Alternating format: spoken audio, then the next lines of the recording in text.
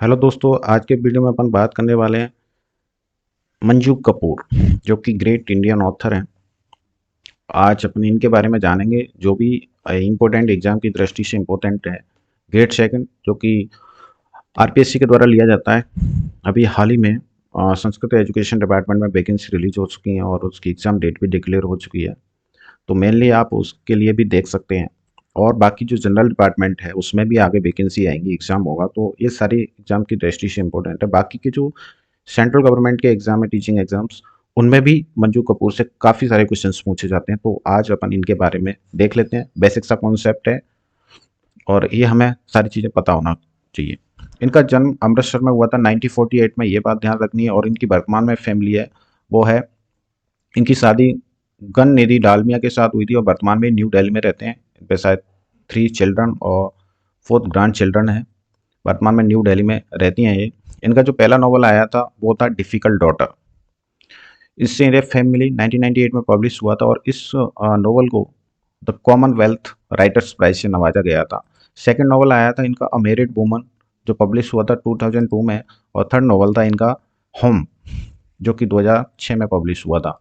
और अब मंजू कपूर की अपन राइटिंग स्टाइल के बारे में बात कर लेते हैं कि इन्होंने मेनली क्या लिखा है अपनी नॉवेल्स में, ये क्योंकि यहाँ से क्वेश्चंस पूछ लिया जाता है। देखो, मंजू कपूर हैं, इनकी राइटिंग्स में आपको विमेंस सूट ज़्यादा मिलेगा, यानी विमेंस की फाइट बताई गई कि विमेंस को अपने अधिकारों के लिए लड़ना चाहिए, अपने करेक्टर्स के माध्यम से बताया। तो ये अपनी राइटिंग के द्वारा रिफ्लेक्ट करती हैं तो experience of women in real world, वास्तव में संसार में जो वुमन का क्या अनुभव है उसको रिफ्लेक्ट किया है। उनकी क्या सिचुएशन है, क्या एग्जिस्टेंस है, उसको बताया है उन्होंने अपनी राइटिंग्स के माध्यम से।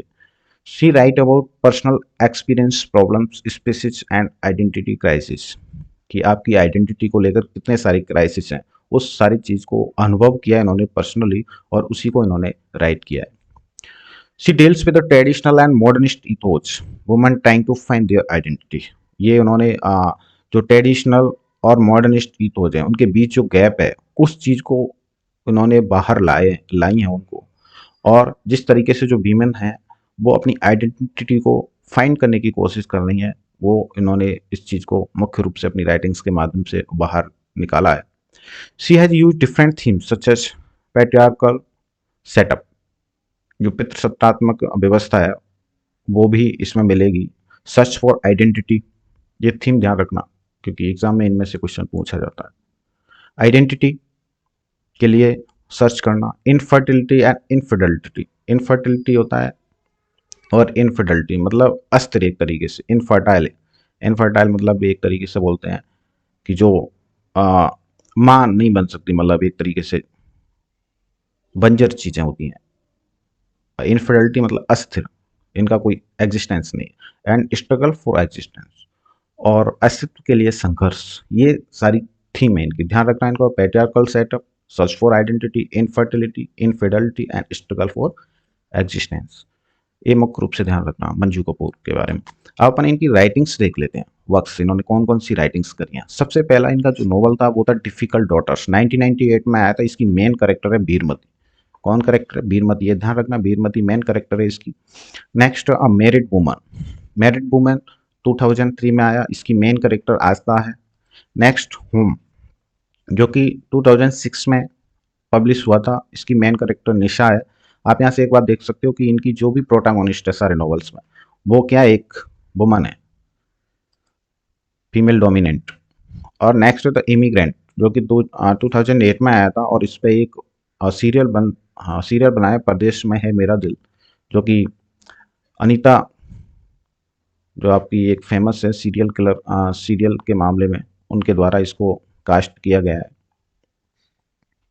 नेक्स्ट है कस्टडी 2011, कस्टडी पे भी बहुत सारे सीरियल बन चुके हैं, इनमें से एक है ये है मोहब्बत है, फेमस सीरियल है। तो ये आपको फेमस फेमस सीरियल्स ध्यान रखने हैं।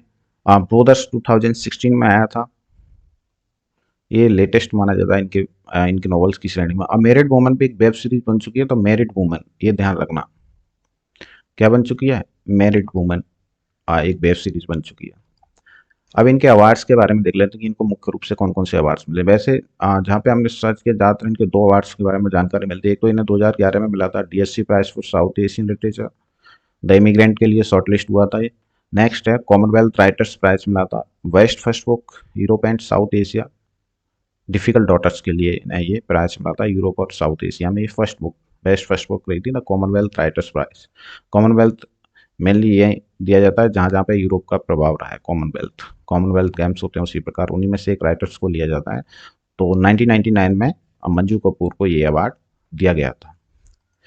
ये है मंजू कपूर के बारे में वीडियो। मंजू कपूर के बारे में इंपॉर्टेंट बातें हैं और ये आपको ध्यान रखनी है, हर एग्जाम की दृष्टि से इंपॉर्टेंट है। तो thanks for the watching. If you like the video to like share and subscribe. Thank you. मिलते हैं नेक्स्ट वीडियो में।